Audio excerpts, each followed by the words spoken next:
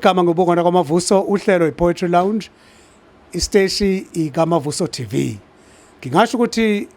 kuyintokozo enkulu kakhulu ukuthi ngibe ingxenye yalolu hlelo. Ngiyazi ukuthi umthandi nomuntu olandela kakhulu izinto zakithi singama-Afrika. Isikhathi esiphila kusona njengamanje ngoba sazi ukuthi sesikhathini la ama-Afrika eyigqaja ngokwawo. Sesikhathini la ama-Afrika efuna ukuzazi ukuthi awobani. Sesikhathini la ama-Afrika ekubona kubalekile ukuthi aqhakambise izinto zawo. INQANAWE TV isiteshi esibalekile esiphakamisa kakhulu lento esiyiyo njengama-Afrika. Siyayigqaja ngoba-Afrika, siyayigqaja ngebala lethu elinsundu. Yingakho nje osuku lanamuhla ngithe kubalekile ukuthi ke sidonse enye imbongi ezibonakala zikhula ngesivinini. UNQANAWE simbonile kuma poetry session ahlukene la isifundazweni KwaZulu-Natal, sambone perform eGauteng, sambone perform eWestern Cape, sambone perform eEastern Cape, sambone eMpumalanga. Ngeviki ledlule nje beperforma kwenye indawo eyisezingeni eliphezulu lapha esifundazweni saseMpumalanga. Ngingasho nje ngithi uNQANAWE uwomunye wabantu ababonakala bekhula ngesivinini ngasemkhakheni wokubhala nangasemkhakheni wokuhaya izinkondlo. Kuze kube imanje kunomsebenzi awenzayo sestudio njengamanje uyarecord i-album yakhe ezophuma na njengamanje. Asimamukele the award winning poet NQANAWE. Sekomukela kwiPoetry Lounge la kwiNqANAWE TV. NQANAWE, ngibonge kakhulu kwamukeleka kwiNqANAWE TV. Igama ngiyiNqANAWE yangempela, umkhumbi kaNongazika inhlobo sidalo, umzukulu kaMbhekwa kabheki kuba yamshalazela njengesambane, ilanga eliphuma ebusuku ngokukhanyisa imisebenzi yababelinye eliphuma entathakusa. Igama ke lase dining room umsawe wenkosi wakaduma isibongo. Ngiyajabula kakhulu ukuthi ngibe ngiyingxenye yalolu hlelo lo interview kwezimbongi. Ngiyacabanga ukuthi lizosikhulisa embongeni nezinye izimbongi zisazolithola ithuba elifana nalezi zikhule. Kuyajabulisa kakhulu ukubona umuntu omusha osezingeni okulona NQANAWE bonakala ethuthuka ngalendlela okuthuthuka ngayo. Mhlawumbe umunye uzothi uNQANAWE na njengoba esela eThekwini umuntu obhalayo nohlonishwayo, usukaphi uNQANAWE? Ukudabuka kwami ngidabuka emzimkhulu endaweni okuthiwa isedumisa.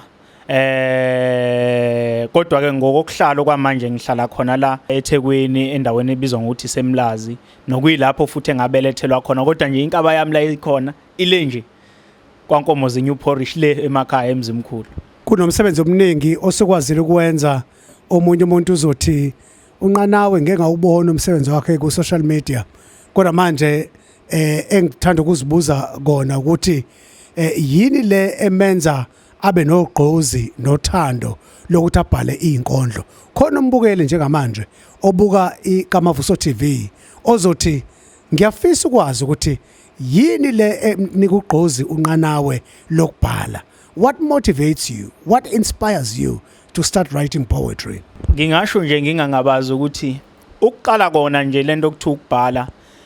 bengiphiwe kakhulu la ekudwebeni. Ngase ngithi lento yokuxoxa ngezithombe angeke ngiyidlulise ngiyise kuma lyrics ngiyikhulume ngomlomo. Into engigqugquzela kakhulu ukubhala ngama challenges abantu abasuke bebhekana nawo nezimo nami engisuke ngiyibona ngaleso sikhathi ongathi ngingalapha ngalokho nami engisuke ngikuphiwe. Mawubuka intsha esikhathini sanamuhla kuningi intsha ekwenzayo okuthinta isimo senhlalo nempilo. Sinabantu abasha abangene ezidakamizweni, sibe nabantu abasha abangene kuphuzo linamandla, sibe nabantu abasha asebelahla ithemba empilweni. Kuwe njengombhali osemusha yikuphi ocabanga ukuthi kufanele ukwenze ukuguqula indlela umuntu omusha acabanga ngayo kwamanje, ukuguqula indlela umuntu omusha enza ngayo okwamanje, ikakhulukazi labo abangene kakhulu kulezi singayibiza sithi zingama social ills? Ngingasho nje ngithi kuningi engigadle ngako ukuthenini ngigqugquzele intsha engenile kulezi inkinga ezikhona ezikhungethe intsha esakhula seningizimu Afrika, ngokuthi ngibhala imibhalo eziqwashisayo ngezifo ezingadaleka engenene ezidakamizweni nezinkinga ezingase ziqhamuke izingqinamba ngokuthi abanye bagcine beboshwa, abanye begcina bevelelwa ingozi. Siyazi ukuthi kuyenzeka uthi mongabe uthintile uthuke so ugwaza umuntu ubungalindele ngani ngobani usuku udiniwe ukomunye umuzwa futhi ngolento. So ngiyaqhuquzela kakhulu nangembhalo yami kuyona le album osoke wakhuluma ngayo kwi-intro ukuthi yeza siyayipheka. Ukhona umbhalo futhi nakhona ogqugquzela intsha ukuthi cha ezidakamizweni angeneki akuphumeki moke wangena khona. Kunenkondlo owayethula usewushwini etheater, inkondlo eyahlaba umxhwele abantu abaningi, kanti futhi yenye inkondlo ezidownloadwa kakhulu ku social media. Mhlawumbe ungathi kusicacisela ukuthi yini le yagqugquzela wabhala le yankondlo ethinta kakhulu abesifazane, ethinta kakhulu abesilisa, ethinta kakhulu izimo zokuhloniphana othandweni, ethinta kakhulu udaba lokushadana nodaba oluthinta lapha ukulobola. Indaba lezi engicabanga ukuthi zibaluleke kakhulu emphakathini wakithi, ukukhuluma ngamalobolo, ukukhuluma ngomshado, ukukhuluma ngazo zonke izinto ezivelayo phakathi kwabantu ababili bethandana. Sicacisela ukuthi okuyikona kona okwenza wahlala phansi wabhala le yankondlo yikuphi? Isihloko sayo leyo nkondlo sithi iziyalo zabadala. Into engigqugquzela kakhulu ukubuka siyisizwe noma nje siyintsha nesizwe nje sisonke nabakhulile bayesaba emshadweni ngokubuka izingqinamba zasemshadweni. So ngahlala phansi ngathatha ngacubungula, ngathatha nakwabadala nasebeshadile ukuthi bona yini ebenza bahlale, okuphi esingakukhuluma ukuze abantu bahlale emshadweni noma baphilisane ebudlelwaneni. Ngase ngithi cha angilobe ngihlanganise nobucike ngabuphiwa umdali nezalukwazi zakithi bese ngikhiphelwa umbhalo ongagqugquzele ekuhlaleni emshadweni nokuphilisana kahle ebudlelwaneni. Kumbukeli ekhaya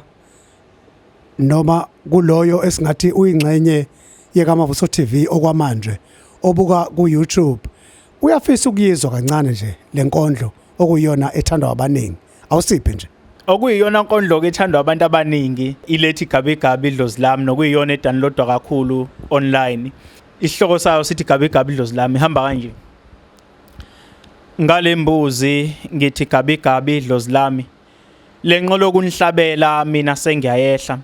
nikhona empilweni yami kodwa kusinda kwehlela, kade ngaqala ukuhlaba namanje impilo yami isababa njengenhlaba, leyo kunihlabela kusuka manje mina sengiyayihlaba, siyipheka ngomhluzi wenye luthi izinto ukulunga, ngiyenza kuthiwa ngenzile kahle ukhokho usezintabeni lapha ekhona kahleli kahle, abanye babafowethu abahlabi kepha emzini yabo bahleli kahle, anibahluphi ngani bona nibaphilise kambi, masingahlabanga kwafa umuntu kuzothi umcimba uhambanga kahle, kokunye sahlaba kwathi ubaba omncane untshontsha inyongo, kokulandela lokho samxoxa ubaba omncane kwathi umcimba uhambanga kahle bekumele senze inhlamluko, sesenzile inhlamluko ngangibuyela emsebenzini ekseni kwakumsombuluko, la ngibukala nginyanya indiya maqedane lathi ngiyolala, ngiphelelwa kanjani umsebenzi ekubeni izolo bengihlabile, kokunye sahlaba kwathi ukhokhokazi ogana ukhokhe emsama simbalile, kwangicacela ukuthi abantu besifazane banesikhwele ngisho sebeshonile, nawe idlozi lami sengathi awusinakile, ngale mbuzi ngithi Gabi idlozi lami, lenqolo kunihlabela mina sengiyayehla, mhlawumbe mina opheka imbuzi nezimpondo zayo, ngamaphupho niyahlupha nithi asinibhekile, kodwa ukugcina amasiko mina kulomuzi ngilokhu ngiqhubekile,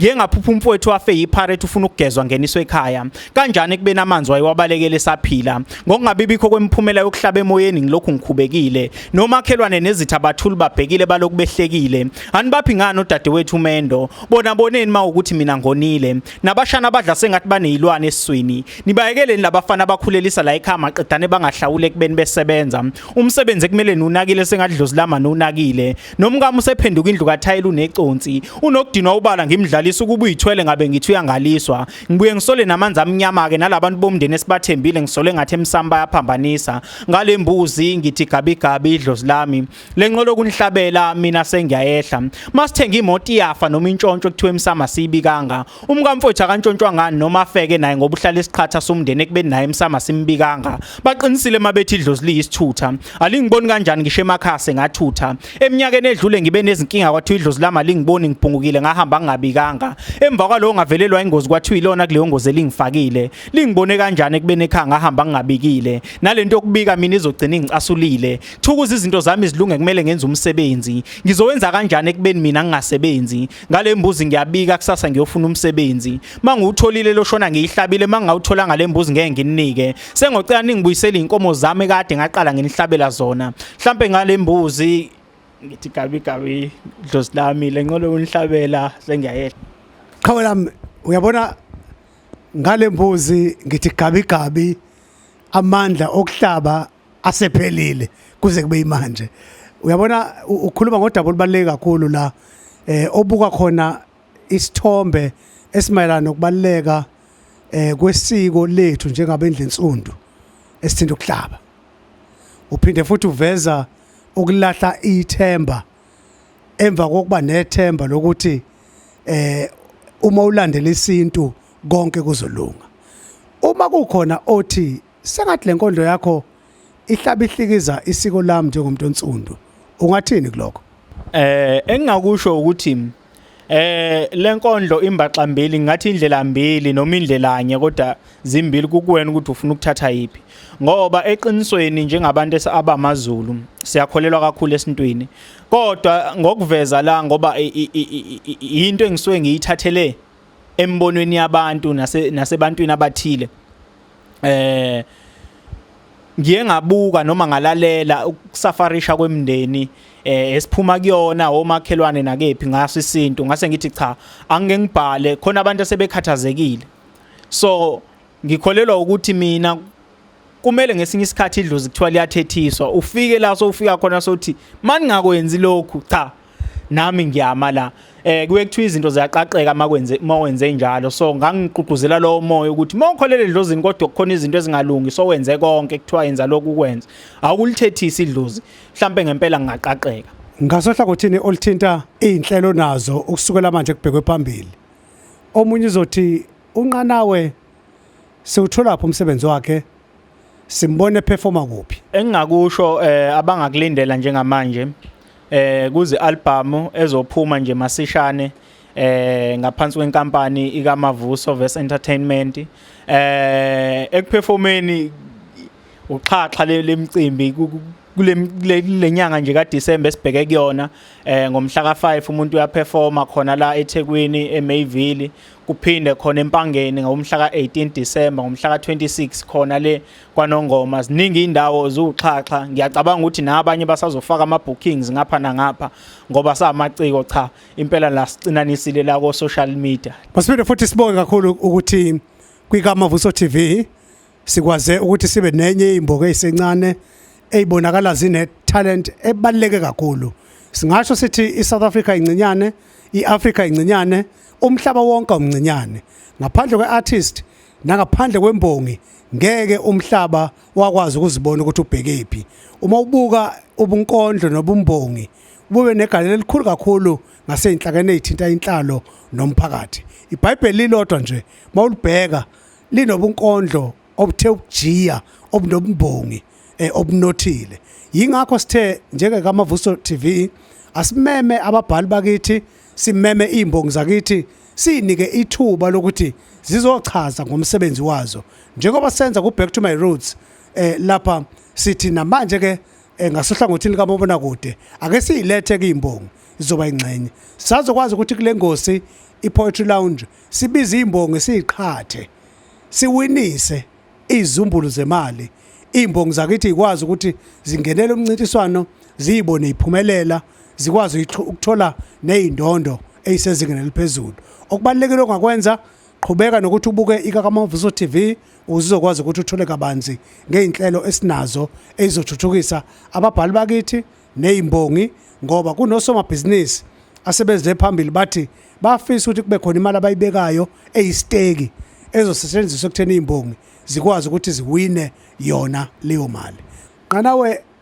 ake sibuke ke manje ukuthi mawubuka ikusasa lokubhala kwezinkondlo ulibona linjani lokubhala nokuhaya izinkondlo eSouth Africa izinga ngilibona lizokhuphuka kakhulu kusuka manje kuyale phambili ngoba uqalile lo mlilo wabaswa sibonile lapha isandla